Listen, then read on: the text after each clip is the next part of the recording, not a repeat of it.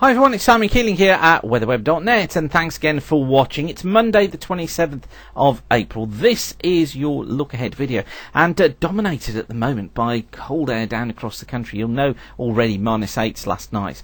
It looks as if we're in for another cold one tonight, but lower than normal heights up towards the north of the country here, shown quite clearly there, and we've got the jet stream that's running in through here just at the moment across the southern parts of the UK, and also another branch of the jet that's trying to go through here through the Mediterranean as well. So notice we got the trough here, we've got the trough here, and we've got the centre of our low heights up here towards the north. Now, if we just add on the satellite picture and overlay, look, the 500 millibar heights, just wanted to show you this. Look, there's our trough towards the west of Scotland, and in fact, there's the trough showing on the satellite picture. The trough, look, across southern parts of France. There is the cloud and associated yucky weather with that. And also, look, the low showing up here across the just to the north, the Faroes, and there it is. So all ties in quite nicely with the satellite picture. Now, this is the real key to things at the moment, because we've got such cold air up towards the north. Of course, things warming up quite quickly across the northern hemisphere now as we get into the end of April and into the early part of May. Hence the reason for the more unstable conditions and for showers to get going. But let me just show you the chart for Bangkok.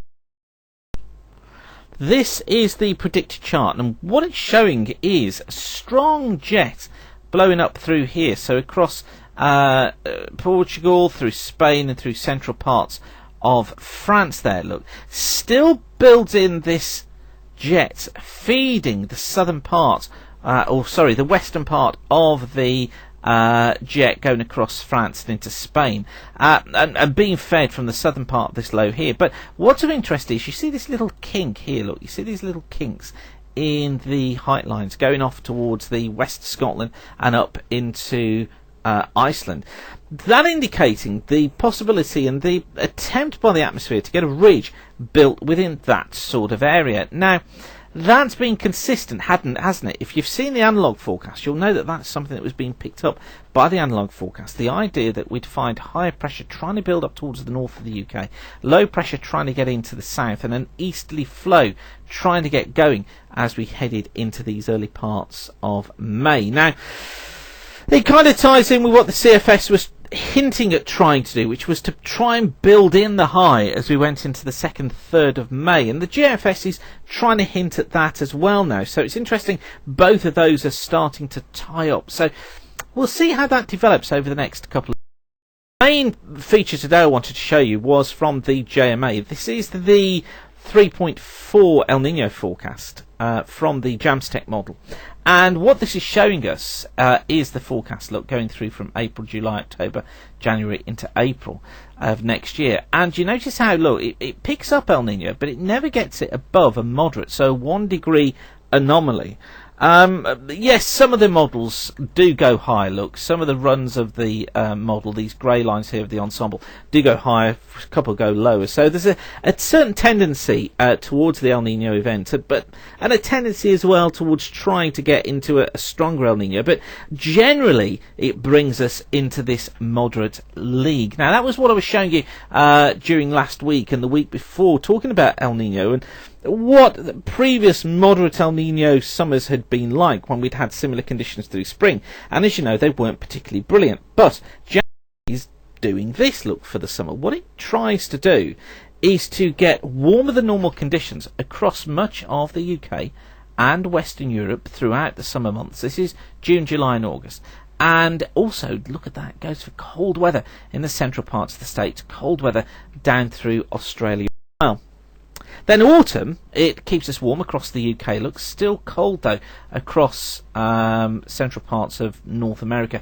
Pretty chilly down through Argentina and the eastern parts of Brazil, and also pretty chilly still across southern parts of Australia. What about winter? That's the winter forecast, look, from the JMA. It goes for some really cold conditions down through Canada again, across northern and eastern parts of the States. And across Europe, it goes for chilly weather across Scotland and Ireland, western Spain, western parts of Iberia, but keeps warmer than normal conditions off towards the southeast. So it certainly sees this event as bringing us milder conditions overall through the summer months, but then kicking into cooler than normal conditions as we head into the winter. In terms of rainfall, goes for dry through the summer months. This is June, July and August.